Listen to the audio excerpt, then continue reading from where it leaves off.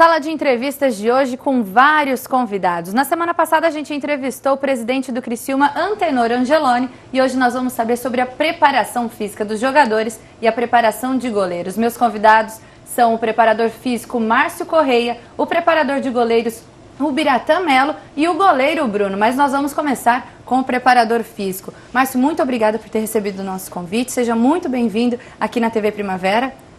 Muito obrigado, Letícia. É um prazer estar aqui com vocês e com teus telespectadores. Agora me conta, vamos falar um pouquinho sobre a sua carreira. Quando que você começou a ser preparador físico? Aproximadamente há 20 anos, Letícia. Há 20 anos eu comecei minha carreira como atleta profissional de futebol. Aos 23 eu interrompi, por livre e espontânea vontade. E aí, como eu cursava educação física e achei que somaria bastante nessa área, eu resolvi mudar dentro do próprio futebol e começar a trabalhar com a educação física, enfim, a preparação física. E foi um meio que eu tive boa receptividade e até hoje, há 20 anos, venho atuando nessa área. Nesses 20 anos, quantos clubes você já passou? Olha, eu estava contando aqui antes do programa começar, mas em torno de 19, 20 clubes foram os meus clubes de futebol, Dentre os que você atuou aqui no Brasil, e tu tem experiência também no futebol estrangeiro? São hoje 3 continentes, Só me falta a África agora.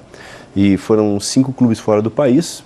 Foi uma experiência, para mim, acho que como uma experiência pessoal melhor, Porque além de trabalhar com futebol de um alto padrão profissional, também pude conhecer metodologia, pude conhecer a qualificação de atletas de outros países, enfim, os próprios costumes, Porque sempre quando eu viajo para um país diferente e vou morar, eu não deixo a minha cabeça no Brasil, Eu procuro ir de corpo inteiro, mente, alma, tudo, e procurar aproveitar, me relacionar com as pessoas, abstrair os costumes, Enfim, tudo que o país me oferece. Então, eu tive o prazer de morar durante 4 anos na Arábia Saudita, onde eu trabalhei lá em 3 clubes diferentes. Tive o prazer também de ser campeão num desses clubes aí, a disputar várias competições internacionais, por esses clubes. Depois tive uma passagem pelo Cerro Porteño, que é nosso vizinho aqui no Paraguai, uma bela capital que é Assunção. Também me acolheu muito bem, um povo amistoso, o povo paraguaio, foi ótima a experiência no Cerro Porteño. Como curiosidade, eu trago de lá que é o clube que mais Libertadores da América disputou, desde a primeira edição, é que mais disputou Libertadores. E depois eu tive uma passagem por Portugal também, pelo Belenenses, Morei na capital, no bairro de Belém, que é um dos bairros mais suntuosos e antigos de Lisboa, onde praticamente a nobreza se iniciou, muito próximo onde as caravelas partiram para o Brasil. Então eu pude estar perto dessa coisa mais cultural, que não é só o esporte. E procurei aproveitar ao máximo, trouxe de lá lembranças, outras que estão guardadas na minha mente, que nunca mais eu esqueço. Foram coisas muito boas, O esporte me proporcionou não só o meu ganho profissional, mas também essa experiência pessoal, que quando eu paro para pensar me dá vontade de repetir tudo outra vez. Tu disse que na África ainda não, mas há um objetivo, há um ideal? Não, já houve assim alguma conversa e tal, mas nada aconteceu, mas não há um objetivo especial. Mas eu acho legal tu cruzar os continentes, conhecer os costumes, as pessoas, poder ter uma história para contar, Então isso é interessante. Então um dia, se ocorrer uma oportunidade de voltar fora do país, eu vou recebê-la com o maior prazer. Mas a gente vê que no futebol o teto de vidro são os jogadores. Se o time ganha, todo mundo fica bem feliz. Se o time perde, todo mundo fica muito triste, acaba cobrando dos próprios jogadores, mas ninguém vê o trabalho que é feito em paralelo, no caso da preparação física. Como que a gente pode definir a preparação desses atletas? Hoje a preparação física, na verdade, eu digo que ela não existe. É um nome que a gente usa aí, a imprensa usa, as pessoas usam, é preparador físico.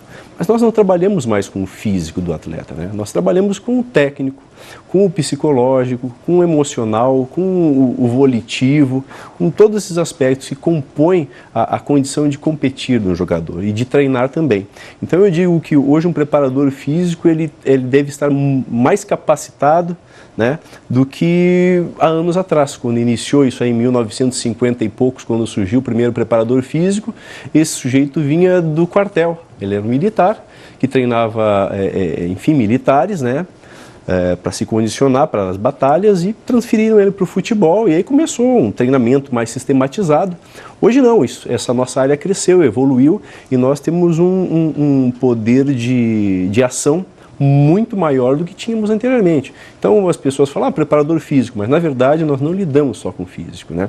Então isso é muito importante, e nós procuramos assim sempre dimensionar as necessidades dos atletas, entendeu? Nós temos hoje um conhecimento que nos proporciona procurar dimensionar quais são as necessidades. Talvez uma necessidade mais afetiva, talvez uma necessidade mais técnica, talvez uma necessidade mais fisiológica, né? Então nós somos profissionais aptos para atuar em todos esses vértices do treinamento. E qual que é a diferença, se há alguma diferença, dessa preparação, né, que não existe, mas que há uma preparação do futebol nacional, do futebol brasileiro, analisando também os times que você trabalhou no exterior? Existe uma regra, um direcionamento, um posicionamento mais aprofundado do atleta. O atleta, a maioria deles tem uma meta um pouco mais diferenciada, né? Então tu lida com um profissionalismo no exterior de altíssimo nível, né? Então tu encontra pessoas onde tu não precisa muitas vezes repetir a tua ordem, né? Tu traça um plano de trabalho, tu pode virar as costas, ir embora, dormir, fazer o que tu bem entender. Isso vai acontecer porque o atleta se prepara. Eu tenho uma experiência bastante interessante. Em 2008, eu estava na Europa, e aí eu trabalhei com o Alexandre Pato. Na época ele estava no Milan, e aí como eu estava trabalhando na Europa também, eu liguei e pedi, Alexandre, vou passar uma semana contigo no Milan, né? E ele era a chegada dele no Milan, né? Eu passei uma semana e passei a observar todo o sistema de trabalho, o CT, que é um dos melhores do mundo, né? Bem planejado, tecnológico. E aí eu vi aquele menino de 17 anos sentado lá numa máquina, né? Dentro da musculação, né? Dentro dessa sala de treinamento, executando o seu trabalho. Eu perguntei, cadê o preparador físico? E ele falou, o preparador físico não está aqui, ele está no laboratório. E eu perguntei para ele aqui, mas tu executa sozinho? Olha só, a minha pergunta como preparador físico, tu executa sozinho tudo isso aí sem ninguém te pedir? Sabe qual foi a resposta desse menino de 17 anos? Ele falou assim, professor, tá vendo ali? É o Kaká. Tá vendo ali? É o Ronaldo. Eles já foram os melhores do mundo. E eles me disseram que para ser o melhor do mundo eu preciso me determinar. E eu quero ser o melhor do mundo. Essa foi a resposta do menino de 17 anos. Então eu vejo que existe, não sei a palavra certa, mas talvez um comprometimento diferente, né? Enfim, do atleta internacional. E até os que atuam, os brasileiros que atuam no exterior, voltam com uma ideia diferente do seu próprio trabalho, do seu próprio corpo, da sua própria condição. Por que você acredita que esses atletas eles voltam com esse pensamento diferente? É devido à linha de pensamento que se usa no futebol internacional. É uma liberdade vigiada, né? E como muitas vezes essas equipes que têm o poderio de levar os nossos atletas aqui, são equipes de altíssimo nível. Eles trazem 1, 2, 3, 4, 5. E aí existe um funil. O melhor a competir, o melhor a treinar, o melhor a se dedicar é o que vai jogar e o que vai vencer. Muitos vão e voltam, muitos vão e ficam, né, por vários anos, fixam residências e nunca mais voltam.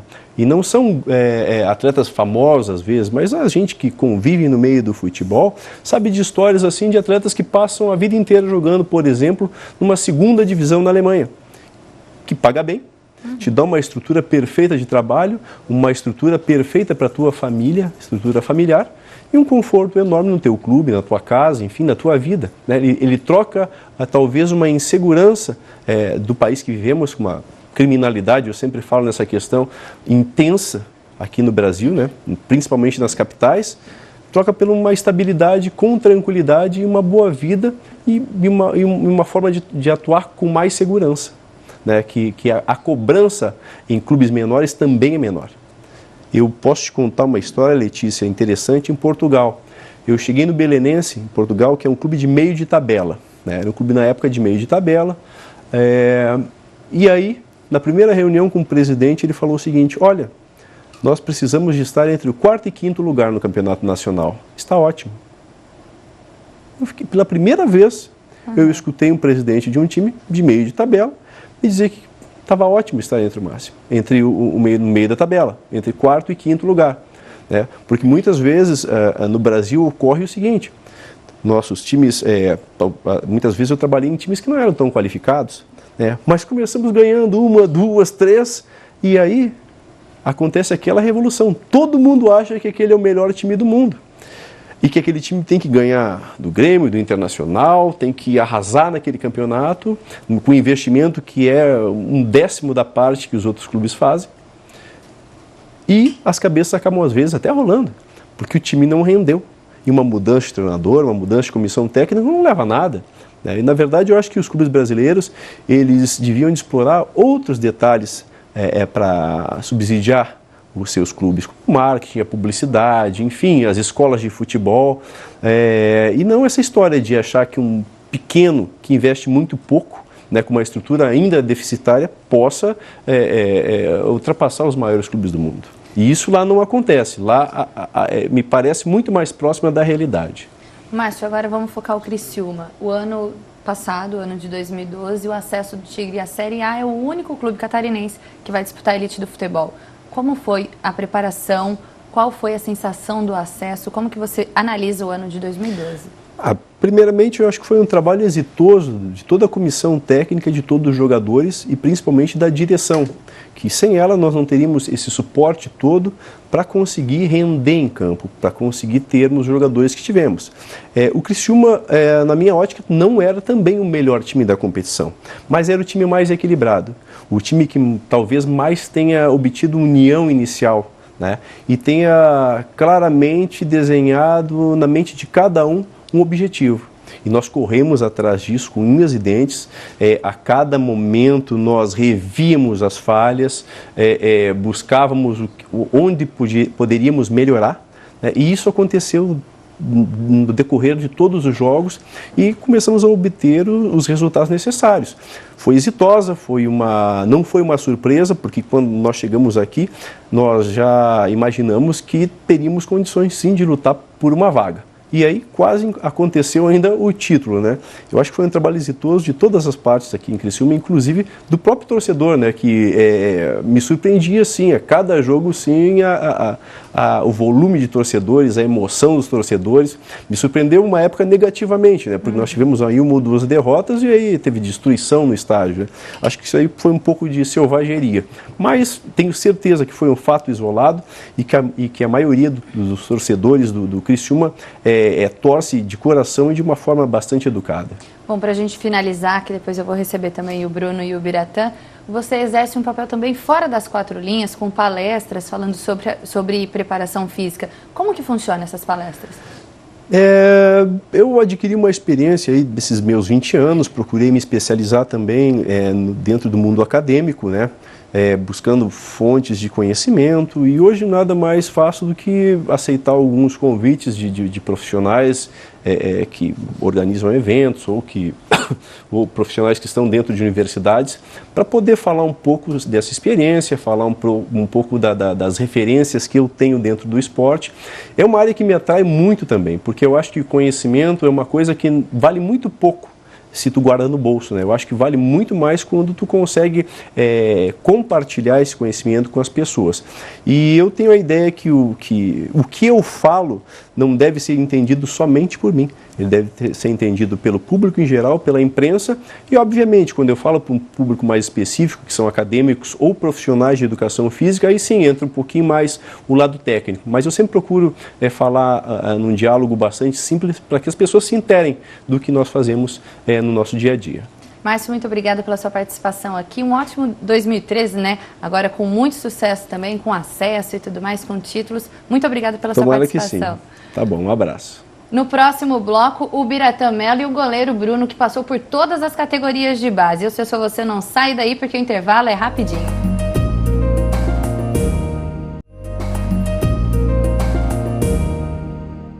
Sala de entrevistas de volta e agora o goleiro Bruno e o preparador de goleiros, o Biratã Melo, ambos do Criciúma Esporte Clube. Meninos, muito obrigado por ter recebido também o nosso convite, terem vindo aqui participar do Sala de Entrevistas. Sejam muito bem-vindos mesmo. Obrigado, Letícia, pelo convite. Estamos aí prontos às perguntas, né? A gente que agradece o convite. Ô Bira, conta pra gente um pouquinho da sua experiência como profissional, como preparador de goleiros, se você já era goleiro, fala um pouquinho pra gente. Eu tive uma passagem como atleta profissional, fui profissional durante 10, 12 anos e encerrei minha carreira com 30 anos, né, por livre e espontânea vontade também, e como o Márcio falou anteriormente que encerrou a carreira dele por livre e espontânea vontade, eu também. E logo em seguida eu dei início às atividades como preparador de goleiro através de um convite de um ex-diretor do Londrina na época. Eu fui trabalhar nas categorias de base do Londrina e logo em seguida cheguei ao profissional. E aí eu segui minha carreira, já são 8 anos como preparador de goleiros. Ô Bruno, você tem 21 anos, bem novo. Começou na categoria de base do Tigre e passou por todas elas. Como que é essa sua experiência no Criciúma? Acho que sou um jogador muito feliz por ter começado num clube como o Criciúma, né? Acho que hoje eu estou completando esse ano 8 anos de clube e um clube que oferece total estrutura, desde do infantil até o profissional, é o que um atleta pode almejar, né? Então, o fato de eu ter começado pelo Criciúma, esses 8 anos pelo Criciúma, foi fantástico. Espero dar sequência nisso e ficar no Criciúma aí até ele suprir minhas necessidades. Nessa sua carreira teve algum título? Bom, o importante do ano passado foi o acesso, mas nas categorias de base, tu teve quais títulos? Fala pra gente. Eu fui bicampeão catarinense de júnior, campeão de um campeonato em Cascavel, um mini brasileirinho, jogos abertos, bicampeão também, alguns vices, e a categoria de base do Criciúma em si, ela sempre, principalmente no estado, ela sempre chegou para competir, né?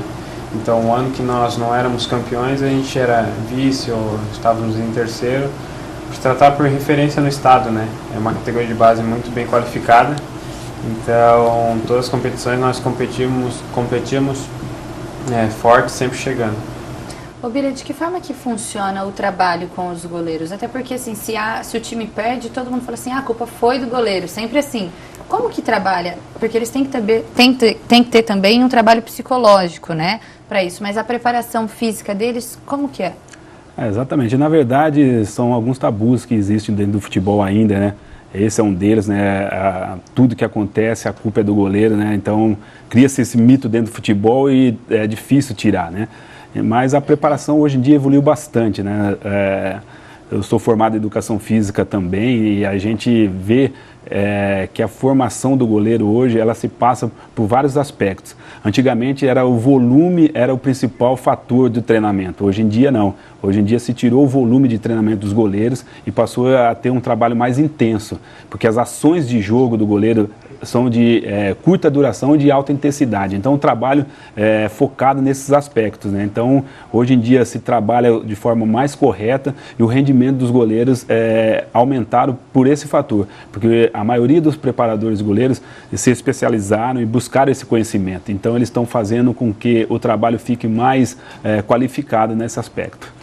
Qual que foi o fator-chave para o elenco do ano passado? O Michel Alves, o Douglas, o Bruno, o que vocês trabalhavam?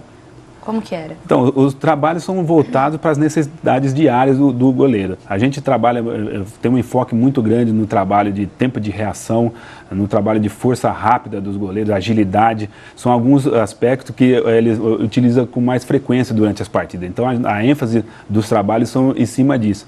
É lógico que no começo de temporada a gente dá uma ênfase maior no trabalho de força, de pliometria, que é só um trabalho de saltos, né? Mas depois que está em competição, a gente foca mais nesses aspectos. Então, dentro do que a gente viu durante toda a competição, a gente trabalhou em cima disso e houve êxito pelo fator de os goleiros também aceitarem o trabalho, entenderem que o trabalho estava sendo de uma forma correta, e a gente ficou muito satisfeito com o rendimento tanto do Douglas Leite inicialmente, como do Michel Alves logo em seguida. A gente sabe, né, que sempre tem a pré-temporada e que alguns jogadores não estão em forma. Para o goleiro ter uma forma física melhor, é o mesmo treinamento? Ele consegue ter a forma mais rápido que qualquer outro atleta? Como que funciona? Não, o trabalho do goleiro é diferenciado, né? Não tem como você fazer o mesmo trabalho numa pré-temporada para um goleiro e como para um atleta de linha. O trabalho do goleiro é diferenciado, é totalmente feito à parte. Porque as necessidades do goleiro é diferente. A gente vai fazer o trabalho em cima das necessidades que o goleiro tem. Então é diferente o rendimento do goleiro numa partida de um atacante ou de um jogador de meio de campo. A gente não pode ter uma carga de trabalho voltada para o goleiro da mesma forma que para um jogador de meio de campo. Então é feito um trabalho à parte, com as cargas necessárias para a posição. Então o goleiro ele trabalha muita potência, trabalho de força, não requer um trabalho aeróbico muito grande, porque ele não utiliza isso como no dia a dia, no trabalho, nos jogos. Ele não vai utilizar a parte aeróbica, né?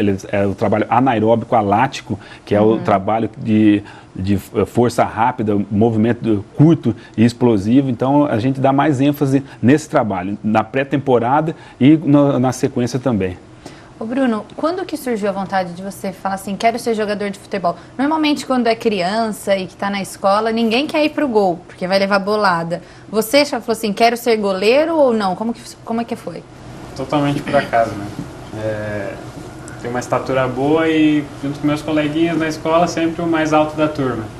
Sobra para quem? Para ele, né? Então me empurraram pro gol e deu certo, né?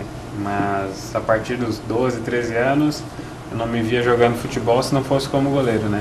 E hoje sinto um prazer imenso pela profissão, porque para ser goleiro não basta você ter o dom, né? Você tem que gostar muito, porque é um trabalho diferente. Você tenta evitar o que todo mundo quer ver, né? Então é um comportamento diferente. O ano passado, seu primeiro ano como profissional, o que você aprendeu? O que você tirou de base tendo o time na Série B conquistando o acesso? Na verdade, foi o primeiro ano profissional sem estar conciliando com o júnior, né? Porque no ano retrasado eu consegui conciliar com os juniores e inclusive fiz 3 partidas pelo profissional. E você trabalhar num clube como o Criciúma, que sempre traz bons jogadores, rodados, experientes, eu acho que o máximo de experiência que você conseguir absorver desses jogadores, você vai utilizar para o seu próprio bem, né? Então, ano passado, principalmente, o Criciúma montou um time muito bom, onde conseguimos os nossos objetivos, o principal, o acesso. E com a vinda desses jogadores, eu aprendi muita coisa mesmo, as situações adversas, apesar de não ter jogado no segundo semestre em diante. Aprendi muita coisa, considero que foi a parte do ano em que eu mais cresci, como goleiro, como jogador também. Então, quando você está rodeado de pessoas experientes como essa, você tem que absorver o máximo de conhecimento para usar a seu favor. Como eu falei para o Bira, o goleiro é sempre o teto de vidro. O time perdeu, a culpa vai cair no goleiro, independente que não tenha tido culpa. De que forma que você está trabalhando isso, o time vindo de um acesso, os 2 primeiros goleiros saíram, você assumiu a titularidade no ano em que o Criciúma está na elite do futebol. Como que você está? Você defender o Criciúma como goleiro já é uma responsabilidade muito grande por si só, né? E ainda mais o Criciúma na fase que está vivendo, numa Série A de Campeonato Brasileiro, está entre os 20 melhores times do Brasil, é maior ainda, né? Eu agradeço muito a toda a comissão técnica pela confiança, porque você está num time de Série A com 21 anos e ser lançado como um goleiro, é porque a confiança existe, né? Então, se a confiança existe, foi porque eu trabalhei bastante. Eu acho que você trabalhando diariamente, no meu caso novo, o Bira com a experiência que ele tem, com bastante diálogo que a gente tem diariamente, eu acho que a gente está encarando essa situação muito bem e temos tudo para alcançar um grande sucesso durante o ano. Como que foi a sua conversa com a diretoria para poder definir? O Bruno é quem vai assumir a camisa número 1 do Criciúma. Antes de entrar de férias, ano passado, né? Antes não, né? Ao entrar de férias, tive uma conversa com os diretores, ainda durante o campeonato, o professor Bira comentava comigo, né? Se prepara que a hora vai chegar, pode ser que não chegue esse ano, mas uma hora vai chegar. Não me prometeu também que seria esse ano, mas deixou em aberto. E antes de eu sair de férias, conversei com o Rodrigo Pastana Ele disse para mim ficar tranquilo, que eu receberia minha oportunidade, mas nem por isso eu me acomodei e deixei de treinar, porque me garantiram que eu iria jogar, né? Eu acho que se eu estou jogando hoje foi porque eu fiz um trabalho não do começo desse ano até agora, e sim desses 8 anos de clube, né? Passando por todas as categorias de base. Porque a comissão que está aqui agora vai fazer 1 ano agora e eles pegaram referências, né? Então, esse período de treinamento que eu tive, passando todas as categorias de base, serviram muito para o momento que eu vivo hoje no presente. Ô Bira, você tem grande parcela acredito, de ter indicado o Bruno. Qual que é a característica dele, assim, a principal que você avalia, um menino de 21 anos, para que ele, né, assumisse a camisa número 1? Então, desde a nossa chegada aqui, o ano passado, no início da Série B, a gente observou que o Bruno é um atleta que tem uma postura diferente, né? Um atleta centrado, né? Que se dedica muito aos trabalhos. O avesso da maioria dos atletas, é um atleta que tem um bom conhecimento, uma cultura. Então a gente percebeu que era um grande potencial, além de ser um grande goleiro, está demonstrando isso nos trabalhos desde o ano passado, e a gente vinha observando tudo isso, e ele, por méritos próprios, mostrou qualidade. E a gente, vendo isso, percebeu que era uma oportunidade de estar lançando um atleta da casa, um atleta que tem potencial, e nada mais justo do que nesse começo de ano a gente ter dado essa oportunidade para ele. Acredito que ele vai viver várias situações diferentes do que ele já viveu, uma sequência de jogos durante o Campeonato Catarinense vai dar para ele essa experiência que lhe falta em termos de jogo, né? Então a gente está feliz pelo que ele vem apresentando e, evidentemente, por mérito dele e pela capacidade do Bruno de estar executando o trabalho perfeitamente. Bruno, todo mundo sabe que jogador de futebol quer ter, né, uma experiência no exterior. Tu pensa assim também? Quer jogar no futebol exterior? Olha, eu acho que o futebol exterior já foi uma obsessão maior. Eu acho que no momento que o Brasil vive hoje, que está acontecendo a situação inversa, né? Antes o pessoal do exterior vinha aqui, uma proposta boa para o jogador e para o clube, o jogador iria. Hoje já está um pouco mais diferente, né? Os clubes brasileiros estão se estruturando e o fator que mais pesa nesses casos é o fator econômico, né? Então acho que hoje os clubes brasileiros estão com um poder econômico muito grande. Então estão conseguindo segurar os jogadores e ainda conseguindo trazer os jogadores que foram levados antes, né? Então, assim, se a oportunidade vier, é claro que eu vou pensar com carinho, vou analisar a situação, mas também não faço questão. Acho que hoje o Brasil tem clubes que estão muito bem estruturados, tanto financeiramente como fisicamente, para ter essa duração da carreira do jogador sem precisar ir para fora. Até porque, assim, grandes nomes como Marcos, Rogério Ceni, eles criaram uma identidade, né, e não saíram do futebol brasileiro. Eu acho que você falou tudo, né? Grandes nomes, grandes jogadores que receberam várias propostas para ir para fora e não fizeram questão de ir. Eu acho que se você se sente num lugar, não tem por que você sair. Eu acho que, além do dinheiro, você tem que pensar no seu bem-estar, na sua família e no que te faz bem, né? Se um clube hoje te faz bem, você tem que encarar aquilo como sua prioridade.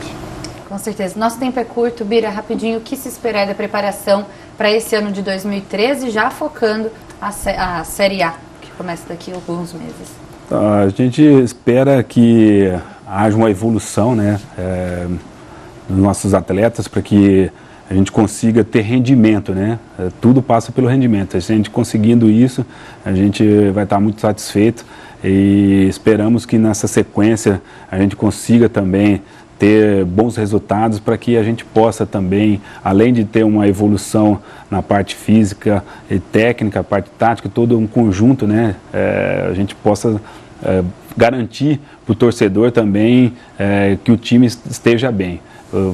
Tudo gira em torno do futebol, se o time estiver bem. Não estando bem, nada presta, né? Então, é mais uma cultura que existe dentro do futebol. E a gente evoluindo, a gente vai fazer com que as coisas saiam da forma positiva, da forma que a gente está pensando, e esperamos que as coisas aconteçam bem. Muita responsabilidade nesse catarinense para pensar na camisa 1 na elite? Acho que hoje o Bruno está pensando somente no catarinense, né? Exclusivamente no próximo jogo. Então, eu penso um passo por vez, um jogo após outro jogo, e assim eu vou conquistando meu espaço. Se for da minha capacidade, da confiança dos meus treinadores, meus superiores, eu acho que a camisa 1 na Série A vai vir naturalmente. Eu pretendo aproveitar da melhor forma possível.